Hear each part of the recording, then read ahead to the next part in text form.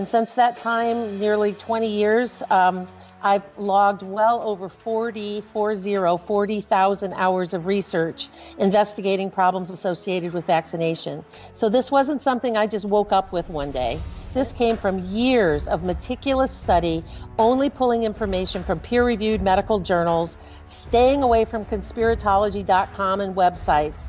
But out of 9/11, they introduced something called Project BioShield. And Project BioShield was a permanent, in perpetual funding. It was started with $5.6 billion in 2003 to create a permanent funding source for any vaccine in the future that they wanted to develop against a possible either pandemic or bioterrorism event.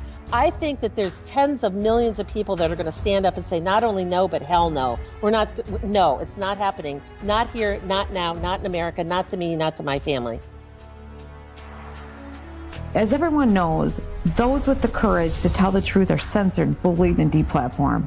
Green Pill Living was set up to fund the Patriot movement as other avenues kept being stripped away. After a brutal attack and an ultimate shutdown for a few days, Green Pill Living is back up and ready to go stronger than ever. Please consider supporting this project and helping to fund your favorite independent journalists and patriots. You can purchase products such as CBD oil, colloidal silver, and much more. Please go to greenpillliving.com/Westall. Enter in the coupon code Westall, and first-time buyers will receive 10% off today.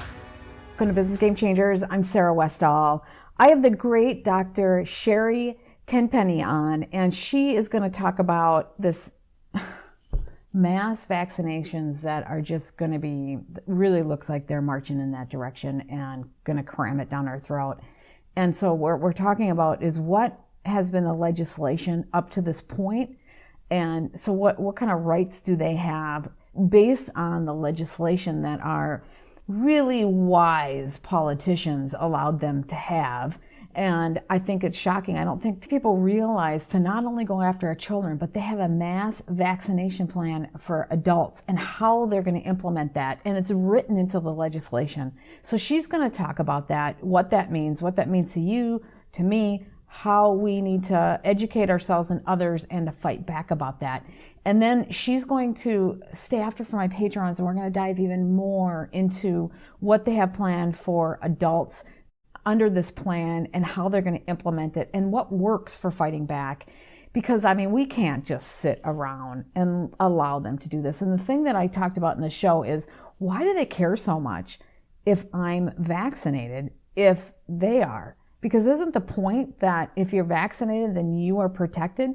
So why do you care so much about the people who don't want to get vaccinated? I mean, that's the problem I have.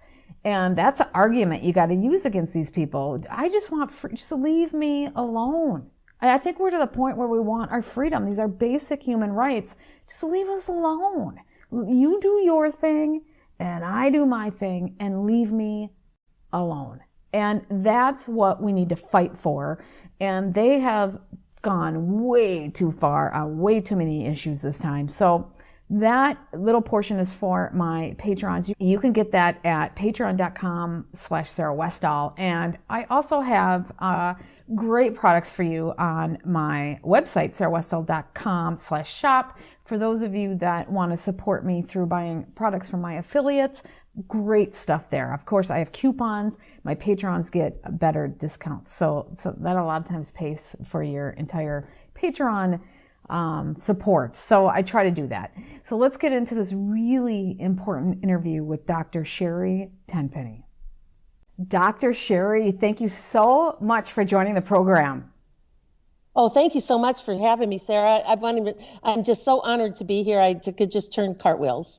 Well, good. I'm glad because you are an absolute expert in what we're about to talk about. And I think people need to know this. You wrote an article that talks about the legislation about vaccines and the legislation about how they're planning on doing this in mass. And they've been planning it for a long time. When you start looking at the legislation that's been going through, and there's some important things that I don't think people understand or know.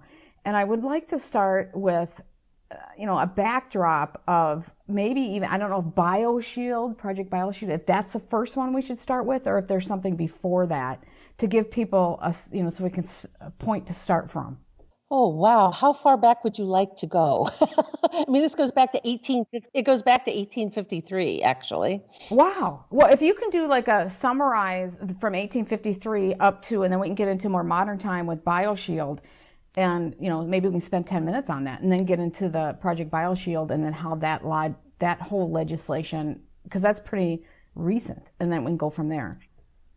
Yeah. So I'm not sure how much your audience knows about my background, but I'll just say a couple of sentences about that. Go ahead. Yeah. Is that, I'm a board certified physician. I'm still practicing medicine. I still see patients 2 to 2.5 days a week in my clinic here in Cleveland, Ohio. My first career was as the director of a level 2 trauma center and emergency department in Findlay, Ohio. I did that for 12 years before moving to Cleveland. I got involved in investigating problems associated with vaccines in September of 2000.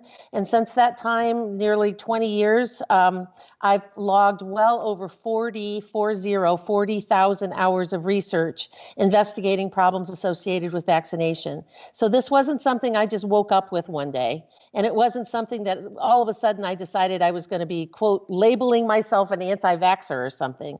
This came from years of meticulous study, only pulling information from peer-reviewed medical journals, staying away from conspiratology.com and websites, but just actually plowing through the published journal articles, finding that vaccines are not safe, they don't protect you, and they can cause harm. So everything that I say, that I talk about, it's something that I've come to conclusions after hours and hours, maybe even hundreds of hours of study and determination. So I can say it with complete confidence because I've done the work. And so I can come out pretty strong on my opinions because I'm not just voicing somebody else's opinion. It's something I've learned on my own. Yeah, that's excellent. Now, are there a few vaccines like the tetanus shot or rabies shot that are better that actually help? The tetanus shot, you can have 4 or more tetanus shots and still contract the infection. That's from CDC data. The rabies vaccine was never really intended to be a preventive vaccine like we give to all of our veterinarians and veterinarian techs and people like that now. It was from the very beginning intended to be a therapeutic vaccine so that if you were bitten by an animal that was either suspected to be rabid or known to be rabid, you could be injected with these antibodies to help to neutralize the virus that had just gotten into your body acutely through a bite. And that's a good thing at that point. So other than that, I could go. And yeah, pardon me? That's a good thing at that point. I mean, there's some. What'd you say? That's a good thing. Yes. After you've gotten bitten. It help. There are some things that are out there. It's just how you use it and what you use it for. But that is the question. And I love the fact that you've done so much study. It's kind of, you get to a point where you can't unlearn what you've learned. And are you kind of one of those where you have so much passion because now you know and and it's just, you kind of got past the trauma of learning what you've learned. And is it kind of a life mission to get this information out there? Yeah, not kind of a life mission. It's an absolute life mission. I mean, it was back in 2001 when that realization came to me that this was what I'm supposed to do.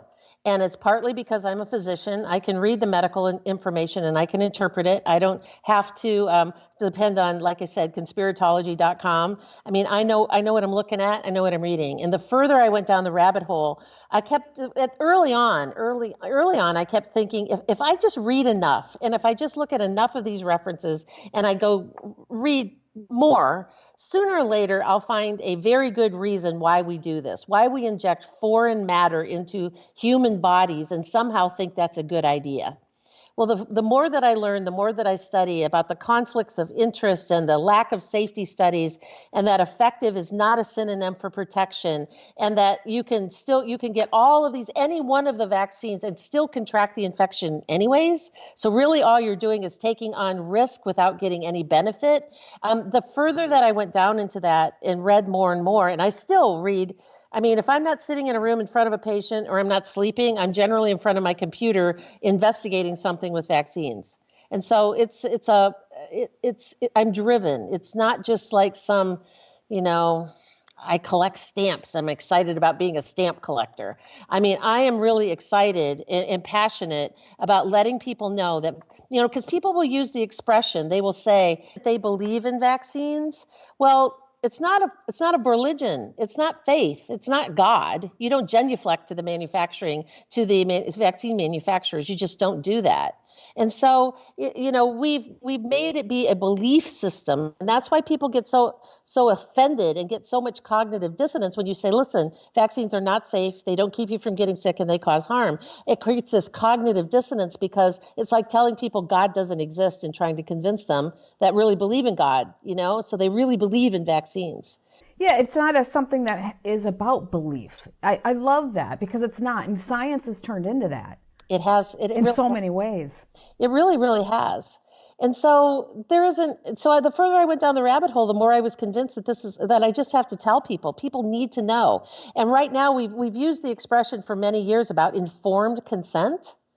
Well, informed consent means nothing anymore. And I wish we would take it out of our lexicon, because it was important when you had the right to choose. With that, to be informed on here's the pros, here's the cons, and get a full thing on both sides, and then decide whether or not you're fully informed whether or not you want to be injected with this material. Now you could be as informed as I am. You could do 40,000 hours worth of study, but if you don't have the right to say no, it's irrelevant. It's a dictatorship. Yep. It's forced vaccination. Okay, so let's start from 1953. How did we get ourselves into this situation where legally, I mean, they're getting themselves to the point where we may not have a choice without some kind of civil unrest. So what started in 1953? Actually, it was 1853. I'm sorry, 1853. I knew you said 18, but my mind had to go to 19. It doesn't seem possible, okay. Right? So 1853 was the first mandatory vaccination laws that were passed in the UK. That was, there was a small, and it was only one vaccine, it was smallpox. So in 1853 was the first mandatory vaccination laws. And in that same year, there was the first anti-vaccination groups were started. It was called Our Baby's Battle. And it was started by parents whose children had been maimed or killed by the smallpox vaccine. Now, how similar does that sound to history repeating itself on vaccine mandates now? And the blowback, the people who are fighting the most are parents who have had children who've been maimed or killed by any one of the 16 vaccines that children are given now. And they saw that with their first child. Now, Sarah, can you imagine? Let's say that you had 4 children and your first child was severely injured, maybe even died after a vaccine. And now the government is telling you to put your next 3 children at the same level of risk. You would tell them where to go. I mean, I could not imagine. If my children something happened to that, I would be, I can't even imagine. I can't even imagine. They'd have to get out of I'd probably be in jail. Honest to God. So, and I can imagine those parents. And that's what's happened with parents. Can you imagine the terror? And let's say that you have a very severely vaccine injured child, like chronic seizure disorders. I mean, I saw a child in my practice years ago that after she was 6 months, 8 months, maybe a year, she had a flu shot. And on the way home from having a flu shot, she was 1 year old, was in the back seat of a car. She started to seize. Mom turned the car around, drove her to the emergency department. She seized for 40 days, 40. They could not even put her into a phenobarbital coma, which is usually the standard of care to stop seizures. It wouldn't happen. So she was just, and so the mother was in agony. Oh, poor. And when I finally saw this child, she was about 6. She had no brain function. She wore a helmet all the time. She still had seizures. She couldn't speak. She was wearing diapers. This was the way she was going to be the rest of her life. Now, can you imagine? The government says, oh, family history, genetic history doesn't really matter. We are requiring you by law to have your next 2 children fully vaccinated. You, as a mother, you would leave the country. That's what's happening now, Sarah. That's what these vaccine mandates are all about.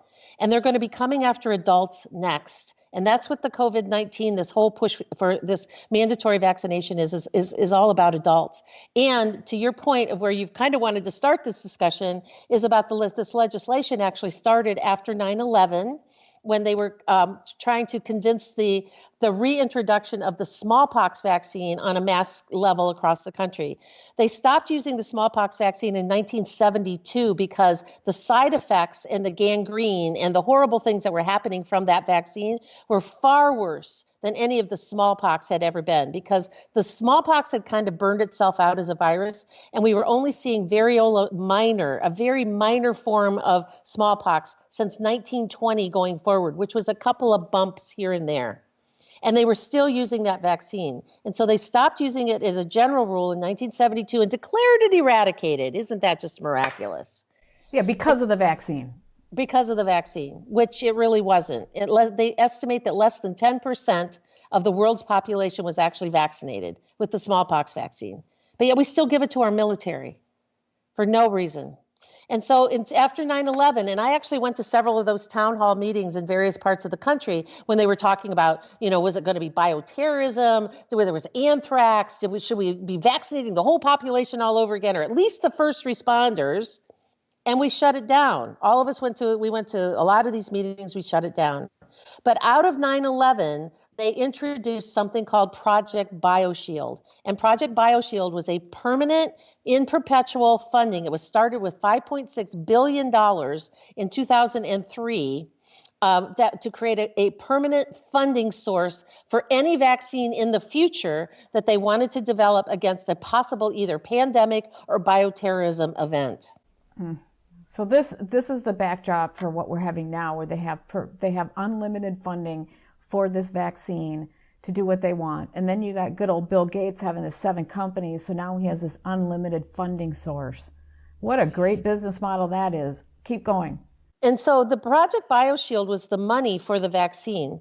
About the same time, it was actually released in October of 2001, was the Model State Emergency Health Powers Act, which actually was an extremely egregious piece of legislation that said that they could literally go door to door and vaccinate you. They could drag you from your home if you weren't vaccinated. If they felt like your house was contaminated with whatever bioterrorism bug that was out there or pandemic bug, they could take you out of your home and actually even burn your house down if they felt like it was necessary.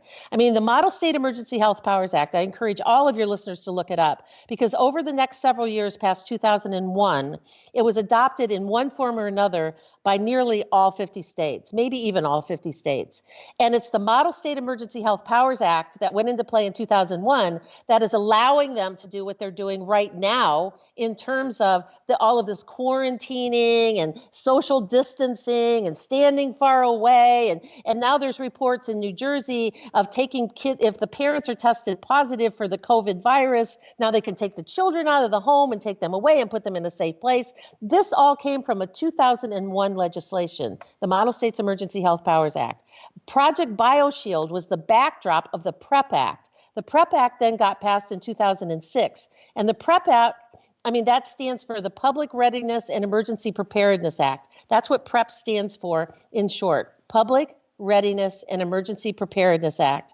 It was a small little bill that got tacked on the back of a defense appropriation bill, literally at 11:30 at night on a Friday night, after everyone had gone home on the House side. They'd all gone home for Christmas break, and Bill Frist, Republican from Tennessee, and marched in, and Dennis Hashert, who was the president of who I believe was the head of the Senate at the time, walked over to the House side and demanded that the PrEP Act get tacked on the back end of this House appropriations bill.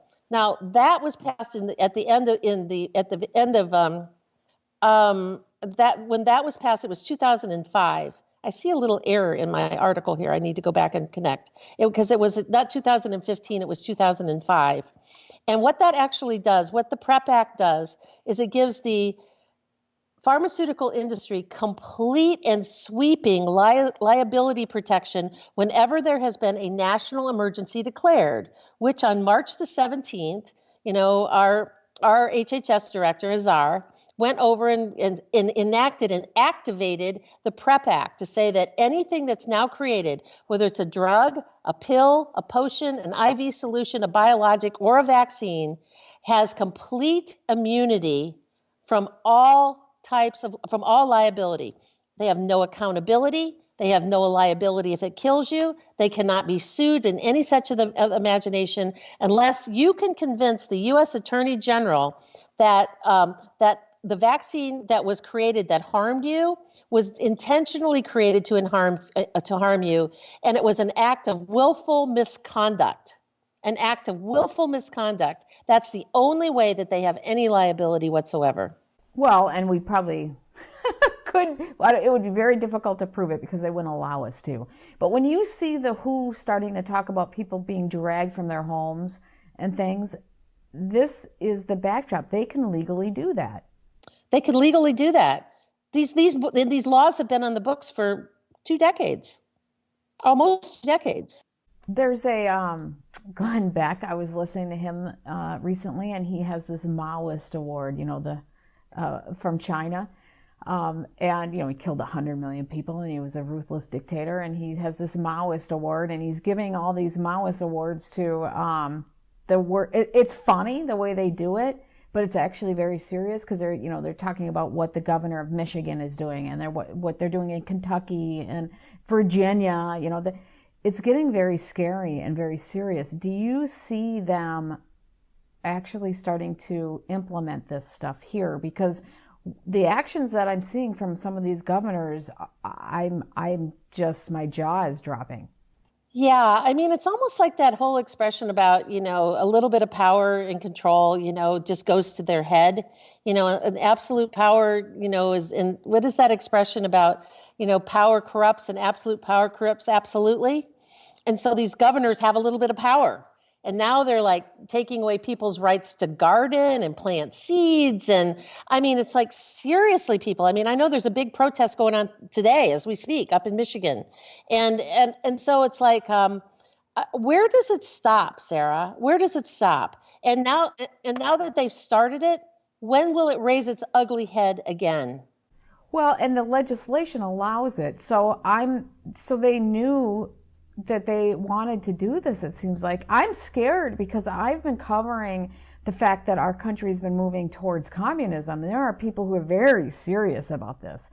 And that's what happens, is you get people like that who have these power problems in positions in a socialist communist situation, and you're hosed. I mean, people not being able to plant food and grow their own food because some Michigan governor who's an idiot is telling you can't. Can we get around this without a civil fight, without having some civil unrest? I mean, I'm wondering if we're at that point. Well, think back what's happened over, just since the beginning of this year. We had the trend. Let's go back to 2015. In 2015 is when SB 277 got passed in California, and they took away Californians' right to refuse. They took away their philosophical exemption. That was SB 277. And then a couple years later, they passed SB 276, which limited parents' ability to even get a medical exemption, like that scenario that we were talking about, that I have one child that was severely injured. I want to get a medical exemption from my other children. Can I get them tested genetically? No. Can we look at family history? No. Can we look at any other problems that they might have? No. You just have to vaccinate. That's not what's happening in California. Which is crazy, because if the evidence shows that somebody with this issue is going to have this result, they should not be forced to vaccinate. They shouldn't be forced to vaccinate, even if they have period. But even, okay, let's take it even, it's levels of craziness, I guess. And if they know for certain, if there's a 90% chance that this child with these conditions is going to have adverse effects, you're still going to make them take this, because now the vaccine is proven to be more risky than the disease that you're trying to solve. So what are we doing here, people? It seems like we've lost all sense of common sense, and there's a bigger agenda here. It's not just a power grab. It feels bigger because the common sense isn't there. What has, Exactly. yes, what has your research on all of that, knowing the common sense is just thrown out the window? What have the conclusions have you come to on some of this? Well, it's funny because I've said for years that I wanted to sell T-shirts that said "Common sense ain't very common," you know, Well, or this is yeah. and so because we took away, we did that in California, then we did it in New York. We've done it in Maine. It doesn't go into effect till 2001. They're trying to get it repealed, but we believe that 2021? I'm sorry, 2021. 2021 is when the Maine loses their right to refuse. And so we saw these mandates sort of rolling across. Then we had, in January of this year, January 2020, we had the big rally in Trenton, and we shut down Trenton's ability. At that point in time, we stopped those mandates from being put into place and taking away Trenton or New Jersey people's right to refuse and their philosophical exemption and their religious exemption. So, but those of us that have been doing this for a really long time took the 30,000-foot view and said, they're setting up these mandates to make it to bring forth a vaccine at a federal level that they're going to require everybody, including adults, and they are going to start brainwashing adults into demanding vaccines, because that was part of the 2015 adult vaccination plan that they rolled out, that said that goal number 3 was for adults to start to demand to be vaccinated as part of their health care plan. That rolled out in 2015. And we saw these mandates people taking away people's rights to refuse as a backdrop for introducing a federal level vaccine. Has that been done in other places? Yes, it really has. I mean, already in Argentina, you can't go to get a driver's license or to renew a passport unless you show a completed vaccination record.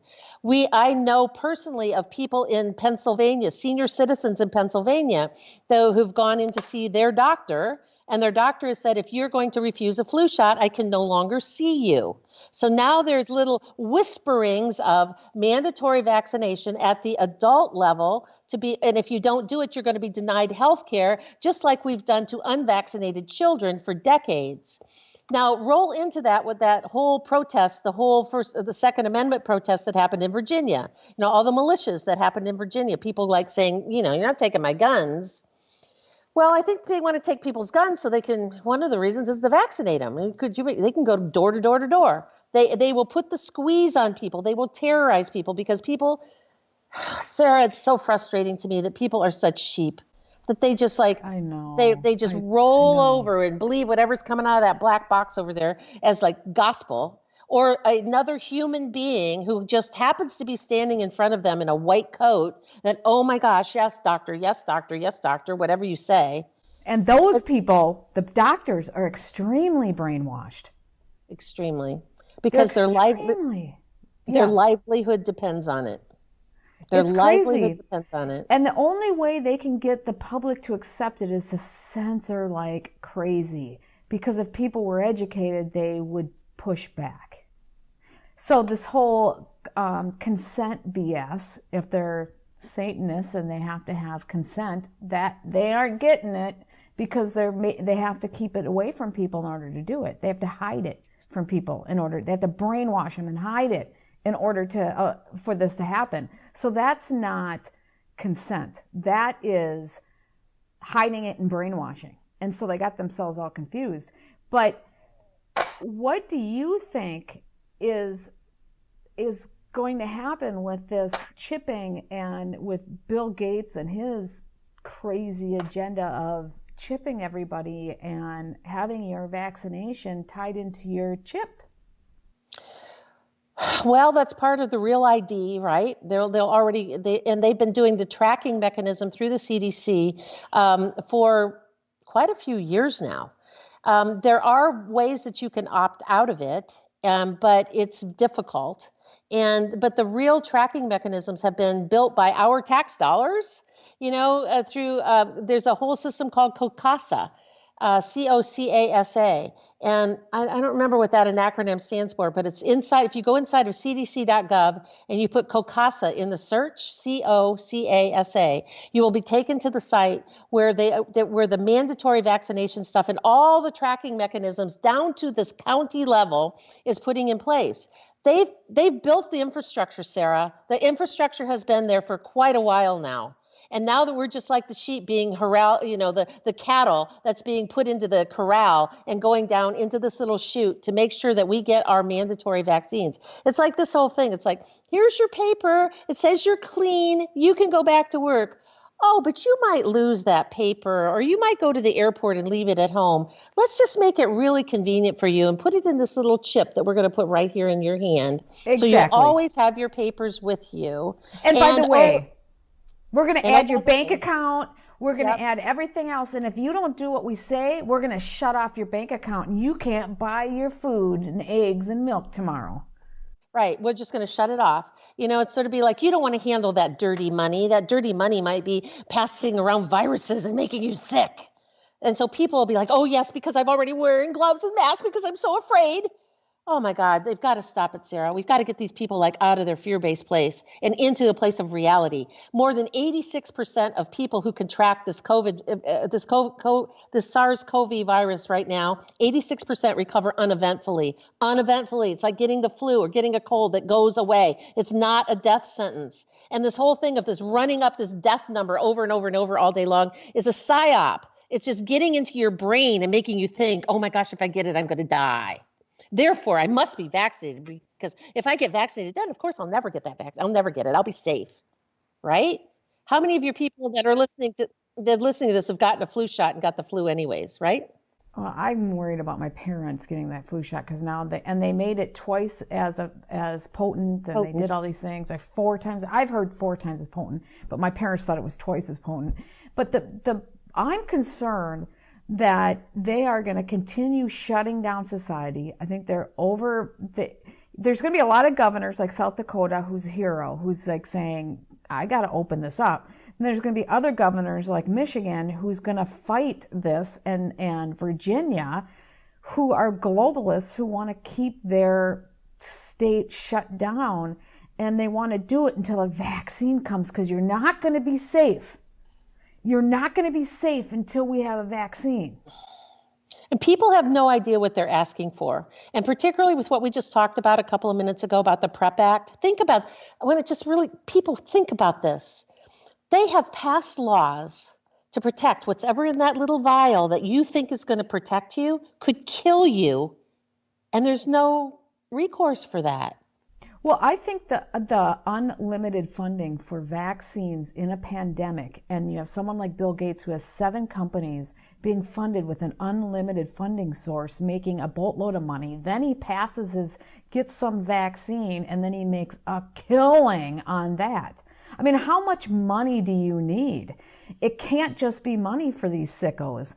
There has to be more going on here. But are we looking? What do we need to do to keep this from happening to us? Because if we don't fight this, it will happen. And it's all about a numbers game, Sarah. It always has been. This is one of the things I've been saying for the longest time. I mean, I always look at myself from the time I've been doing this over the last 20 years as sort of like Joanna Appleseed. My job, your job, is to sow seeds. We need to keep sowing seeds of new information. It's like the parable of the sower in the Bible, right? You just sow the seeds. You don't know where the good soil is. You don't know where the good seed is, which little factoid that is going to make people wake up, which one of those factoids. You don't know where the good soil is. And even if the good seed and the good soil get together, you don't know how long it's going to take to sprout. It might be another couple of years. So we just have to keep getting this out, because I can assure you that the people in Washington, D.C., all the Congress and all of those people, and probably ratcheting on down to governors and state legislators and local city council people, all think that people who don't want to be vaccinated are crazy Looney Tunes, tinfoil hat nutcases, that we're just a minority who happens to be loud. And we've got to make sure that they understand that the real minority that happens to be loud are the pro-vaccine people that would want to do this to every human on the planet. They are a small subset of people who happen to be very loud and have the mouthpiece through the mainstream media. So we think that their numbers are larger than what they are. Well, and what's wrong with giving people the right to not do it, right? If somebody's, see, this is the problem I have. If I don't get vaccinated, I'm only harming myself, supposedly, and with their logic, because everybody else who's vaccinated is protected. So why would you care so much if I get vaccinated? So you care so much about me that you're going to force me to do it? That's BS. Everybody else who wants to get it is protected. Leave us who don't care about being protected alone. So there's something I don't understand. This herd immunity. Okay, well, the only people at risk are the ones who don't want to do it. So why do you care so much? And it's the biggest argument that's out there, and parents have bought into it. You know, like, oh, your kids aren't vaccinated, they can't have a play day with my kids. Well, are your kids fully vaccinated? Yes. Then what are you worried about? That's exactly right. Why are we, if your kids are vaccinated, why do you worry about mine? Exactly. And so it's sort of interesting. Roll it into this bigger perspective now of what has happened with this self-quarantining and this, social distancing psyop that they're pulling on everybody. And you have to like drive a distance away, and in the supermarket line, you have to stand so far away, and all this other yellow tape on the floor, yellow footprints on the floor. Now, all of a sudden, people who are not sick, they're not sick. They don't have a cough, and yet they're forced to be quarantined. They're forced to lose their jobs. They're forced to lose their livelihood. Their kids can't go to school. They can't go to their weddings, their funerals, basketball games, baseball games, all this other stuff. Now suddenly the shoe's kind of on the other foot of all of these people that have been pointing fingers at people who don't want to vaccinate. Well, you're not sick, but look what they're doing to you. Suddenly it's kind of like getting a dose of their own medicine, maybe a little bit, I'm hoping this crisis wakes a lot of people up too. I just want to be left alone. Leave me alone. Give me my freedom. If you want to have your frickin' vaccine, have your vaccine. I'm not going to say that you can't, but leave me and my family alone. That's what I want. And I think that you're right. I think that and I tend to be more of a glasses half full type of person. And I tend to like to take worst case scenario and take those lemons and make lemonade. And I think like suddenly forcing everybody to be in the house, watching television, hearing Bill Gates and Anthony Fauci, who are not even elected people. They're, Bill Gates is a private citizen, and Fauci is a career politician from an appointed position making decisions about our lives. And suddenly we're saying adults are going to be mandatorily vaccinated. Well, I can tell you, Sarah, that in my office, my experience has been that whenever I brought this up in my office about, they're coming after you next, it's not about the kids anymore. It's about vaccinating adults. Every single adult I've ever said that to bristles and says, what? They're going to force me to have a vaccine? I think they're overplaying that hand. And I think tens of millions of people across the country who had never even crossed their radar screen, they never even gave it a thought that the government might force them to be vaccinated with something against their will. And then we sow the seeds of saying, yeah, that something could kill you. I think that there's tens of millions of people that are going to stand up and say, not only no, but hell no. No, it's not happening. Not here, not now, not in America, not to me, not to my family. And not only that, what right do you have to say I can't work and make money for my family, and I can't grow my own food, and I can't, some of these governors are taking away your basic human rights. I mean, this isn't even constitutional rights. This is like basic human rights. Exactly. And they've gone way too far. Okay, you are somebody everyone needs to follow. So where do they get your information and know how to follow you? Well, please go to Vaxxter.com, VAXXTER.com. That's my website. And you can please sign up for our email list. We send out really, really great information. Or if you're listening to this on your phone, you can text the letters MVI, which stands for Mastering Vaccine Info, MVI, to 555-888. It's 3 5s and 3 8s. So you can text MVI to 555-888. That will put you right into our email list. So you can follow us on our email list, on our website, on social media. You can go to Dr. Tenpenny on Vaccines. That's Facebook. My Twitter account is Busy Dr. T. Busy Dr. T is Twitter, and just Dr. Tenpenny or Dr. Sherri Tenpenny on Instagram. And Sarah, I'm kind of proud of this. I'd never had an Instagram account, and my new executive assistant said, Sherri, you should have an Instagram account. I said, all right. So we set up an Instagram account on October 26th, and I've got almost 40,000 followers already. Excellent. Good. So people can follow us on Instagram. It's pretty busy. We're doing a lot more things there. In fact, next week I'm starting weekly Instagram lives on all of this stuff. So follow me on Instagram, on Twitter, and on Facebook. Facebook is okay, you know Facebook. But please sign up for our email list, because that's really, really important to us. Because if the power to be take down all this social media connecting, hopefully we can still connect by email. Yes, excellent. Thank you so much. Will you stick around for my Patrons? Absolutely. My pleasure. Thank you so much for having me.